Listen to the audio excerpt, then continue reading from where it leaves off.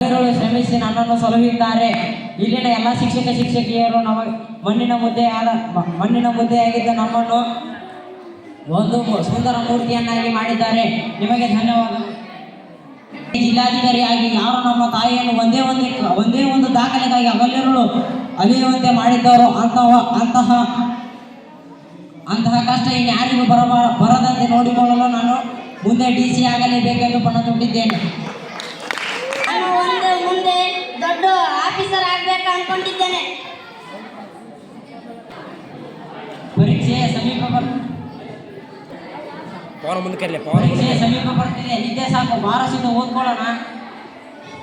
ನಾನು ಇನ್ನೂ ಸ್ವಲ್ಪ ಹೊತ್ತು ಬಿಟ್ಟು ಬರ್ತೀನಿ. ಓದಪ್ಪ ಮಾತೆ.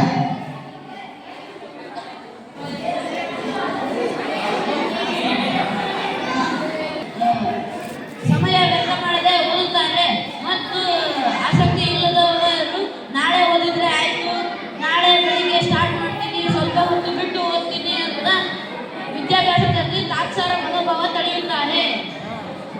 ಎಲ್ಲ ವಿದ್ಯಾರ್ಥಿಗಳು ಎಚ್ಚೆತ್ತುಕೊಂಡು ಹಾಗೋ ಹೀಗೋ ಪರೀಕ್ಷೆಯನ್ನು ಬರೆದು ಮುಗಿಸಿ ತಮ್ಮ ಮನೆಗೆ ತೆರಳುತ್ತಾರೆ.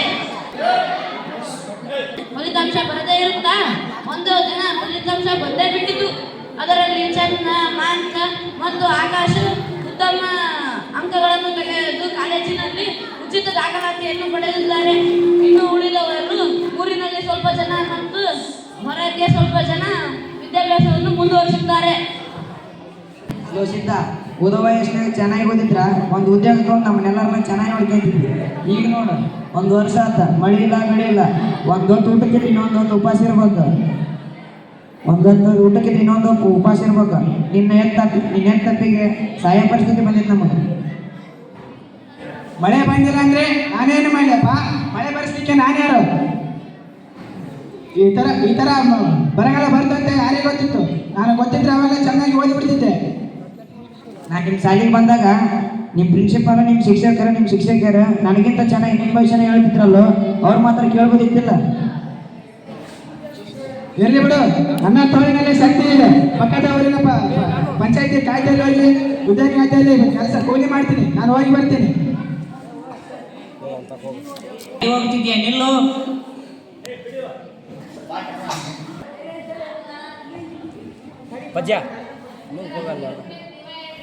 ಸಿದ್ಧ, ಎಲ್ಲಿ ಹೋಗ್ತೀಯ? ನಿಲ್ಲು. ನನಗೆ ಕೆಲಸ ಬೇಕು. ಕೆಲಸ ಬೇಕು ಎಂದು ಕೂಡಲೇ ಕೆಲಸ ಕೊಡಕ್ಕಾಗಲ್ಲ. ಏಕೆ ಕೊಡಕ್ಕಾಗಲ್ಲ?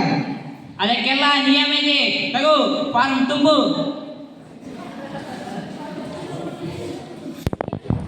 ಸಿದ್ಧ, ಸ್ವಲ್ಪ ದಾರಿ ಬಿಡು, ಸಾಹೇಬರು ಬರ್ತಿದ್ದಾರೆ.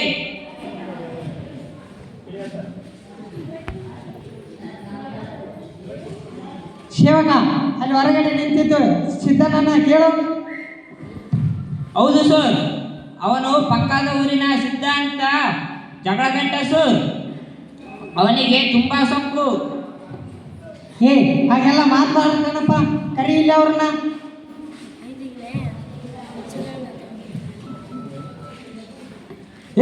ಆಕಾಶದ ನೀನು? ಹೌದು ಕಣಪ್ಪ. ಸಿದ್ಧ ಹೇಳಿ ಇಲ್ಲಿ. ನೀವೇನು ಓದಿ ಚೆನ್ನಾಗಿ ಓದಿ ದೊಡ್ಡ ಆಫೀಸರ್ ಆದ್ರಿ. ನಾವು ನಿಮ್ಮ ಮಾತು ಅವಾಗ ಕೇಳಿದರೆ ಈ ರೀತಿ ಆಗಿದ್ದೀವಿ. ಹೋಗ್ಲಿ, ಇನ್ನು ಎಲ್ಲರೂ ಎಲ್ಲಿದ್ದಾರೆ, ಹೇಗಿದ್ದಾರೆ, ಏನಾದರೂ ಮಾಹಿತಿ ಇದೆನಾ? ಇಲ್ಲ ಕಣಪ್ಪ. ನಡೆಯೋ, ನಾವೆಲ್ಲರೂ ಓದಿದ ಶಾಲೆಯ ಐಜಾರಸ್ ರೇವಲನಲ್ಲಿ ಒಂದು ಸ್ನೇಹ ಸಮ್ಮೇಳನ ಕಾರ್ಯಕ್ರಮ ಮಾಡೋಣ. ಸರಿ, ಆಯ್ತು, ನಾನು ಅದಕ್ಕೆ ಸಿದ್ಧತೆ ಮಾಡ್ತೀನಿ.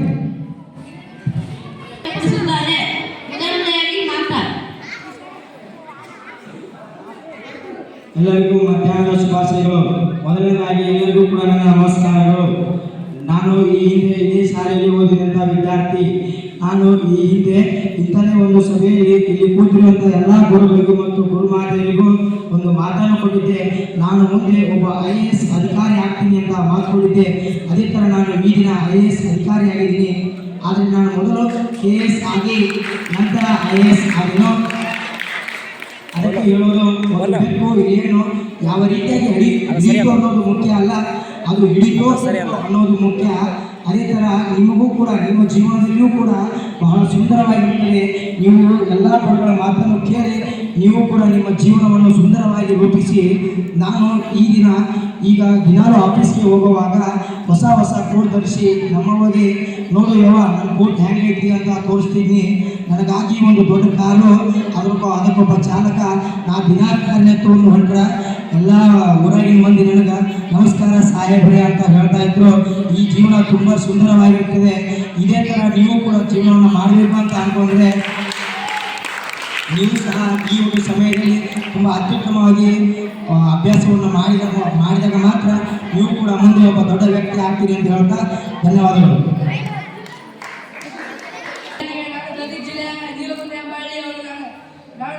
ನಿಮ್ಮ ವಯಸ್ಸಿನಲ್ಲಿದ್ದಾಗ ತುಂಬ ಬಡತನದಲ್ಲಿತ್ತು. ಅದನ್ನು ನೆನಪಿಸಿಕೊಂಡು ತುಂಬ ಭಯ ಆಗುತ್ತಿದೆ. ಅದನ್ನು ನೆನಪಿಸಿಕೊಂಡು ನಾನು ಪ್ರತೀಕ್ಷೆ ಅದನ್ನು ಓದಿಕೊಂಡು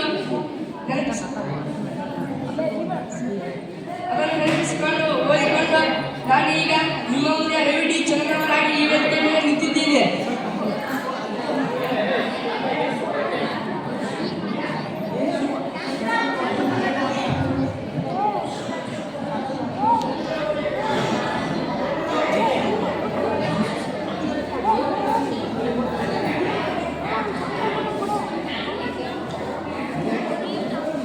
ನಿಮ್ಮ ಜೀವನದಲ್ಲಿ ಬರುವಂತಹ ಆಸೆಗಳಲ್ಲ, ಅವು ತಾತ್ಕಾಲಿಕವಾಗಿ ಉಪಶ್ರಮಗಳಾಗಿರ್ತವೆ.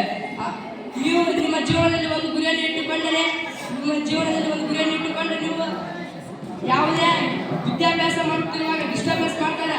ಅದನ್ನು ಲೆಕ್ಕಿಸದೆ ನಿಮ್ಮ ಜೀವನದ ಗುರಿಗಳಿಗೆ ಯಾರೇ ಅಡ್ಡಿ ಬಂದರು, ನೀವು ಯಾರೇ ಏನಾದರೂ ನೀವು ಅದನ್ನು ಲೆಕ್ಕಿಸದೆ ನಿಮ್ಮ ಜೀವನ ಕಡೆಗೆ ಓದಿದರೆ ನೀವು ಒಳ್ಳೆಯ ಉನ್ನತ ಸ್ಥಾನಕ್ಕೆ ಏರ್ತೀರಿ ಎಂದು ಹೇಳುತ್ತಾ ನನ್ನ ಚಿಕ್ಕ ಭಾಷೆಯನ್ನು ಮುಗಿಸುತ್ತೀನಿ. ಶುಭೋದಯಗಳು.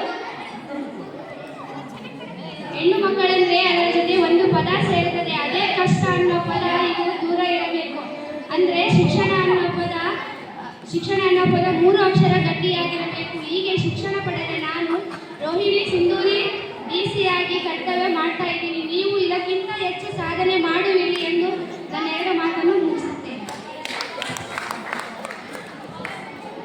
ಈಗ ಸೌಂದರ್ಯ ಅವರಿಂದ 2 ಅನಿಸಿಕೆಗಳು. ನನ್ನ ಹೆಸರು ಸೌಂದರ್ಯ. ನಾನು ನಿಮ್ಮ ಹಾಗೆ ಈ ಶಾಲೆಯಲ್ಲಿ ವಿದ್ಯಾರ್ಥಿ ಆಗಿದ್ದಾಗ ನಮ್ಮ ಅಪ್ಪ ಶ್ರೀಮಂತ. ನಾನು ಓದಿದ್ರು ಓದದೇ ಇದ್ರು ನಾನು ಒಂದು ಒಳ್ಳೆ ಮನೆಗೆ ಯಜಮಾನಿಯಾಗಿ ಸೊಸೆಯಾಗಿ ಹೋಗಿ ಇರಬಹುದು ಅಂದುಕೊಂಡಿದ್ದೆ. ಆದರೆ ದುರ್ವಿಧಿ ಹಾಗೆ ಆಗೋಕೆ ಬಿಡಲೇ ಇಲ್ಲ. ಅಂತೂ ನಾನು ಜೀವನ ಪೂರ್ತಿ ಕಷ್ಟಪಟ್ಟು 4 ಮನೆಯಲ್ಲಿ ಕಸ ಬಟ್ಟೆ ತೊಳೆದು ಜೀವನ ಮಾಡ್ತಾ ಇದ್ದೀನಿ. ನಾನೇನು ಸಾಧನೆ ಮಾಡಿದ್ದೀನಿ ಅಂತ ಇಲ್ಲಿ ಮಾತಾಡ್ತಾ ಇದ್ದೀನಿ ಅನ್ಕೋಬೇಡಿ. ನನ್ನಿಂದ ನಿಮಗೆಲ್ಲರಿಗೂ ಒಂದು ಒಳ್ಳೆಯ ಸಂದೇಶ ಇದೆ. ದಯವಿಟ್ಟು ಓದುವ ಸಮಯವನ್ನು ಹಾಳು ಮಾಡ್ಕೋಬೇಡಿ, ಉಪಯೋಗ ಮಾಡಿಕೊಳ್ಳಿ. ಓದುವ ಸಮಯವನ್ನು ಹಾಳು ಮಾಡ್ಕೋಬೇಡಿ, ಉಪಯೋಗ ಮಾಡಿಕೊಳ್ಳಿ.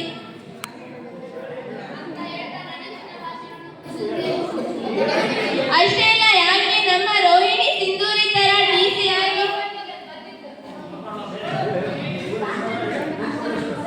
ತಾತ್ಕಾಲಿಕ ಕಷ್ಟ, ಮುಂದೆ ನೀವು ಒಬ್ಬ ದ್ರೌಪದಿ ಮುರ್ಮು ತರ ಹಾಗೂ ಅಷ್ಟೇ ಅಲ್ಲ, ಯಾಕೆ ರೋಹಿಣಿ ಸಿಂಧೂರಿ ತರ DC ಆಗಿ ನೀವು ಅಂದುಕೊಂಡಂತೆ ಬದುಕಿ. ಧನ್ಯವಾದಗಳು. What can I do to make it right? Most people forgot the last part. ಆತ್ಮೀಯ ಸ್ನೇಹಿತರೆ, distance yourself from people who lie to you,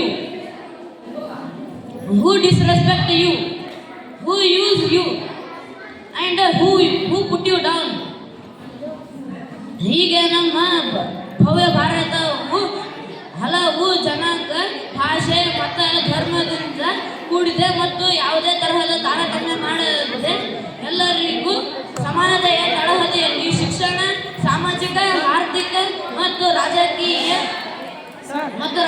ಕ್ಷೇತ್ರಗಳಲ್ಲಿ ಅವಕಾಶಗಳನ್ನು ಕೊಡಿಸಿದೆ. ಈ ಎಲ್ಲ ಅವಕಾಶಗಳನ್ನು ನಾವು ಅನ್ವಯಿಸಿಕೊಂಡು ಒಳ್ಳೆಯ ಸ್ಥಾನಮಾನದಲ್ಲಿ ಇರಬೇಕು. ನಮ್ಮ ಭಾರತ ಸರ್ಕಾರ ನಮಗೆ ಇಷ್ಟೊಂದು ಸೌಲಭ್ಯ ಮಾಡಿಕೊಟ್ಟಿದ್ದಕ್ಕೆ ನಾವು ಭಾರತ ಸಂವಿಧಾನಕ್ಕೆ ರಾಷ್ಟ್ರಗೀತೆಯನ್ನು ಹಾಡುವುದರ ಮುಖಾಂತರ ನಾವು ಅದಕ್ಕೆ ಗೌರವ ಸಲ್ಲಿಸೋಣ. ಎಲ್ಲ ನನ್ನ ಪ್ರೀತಿಯ ಸಹೋದರ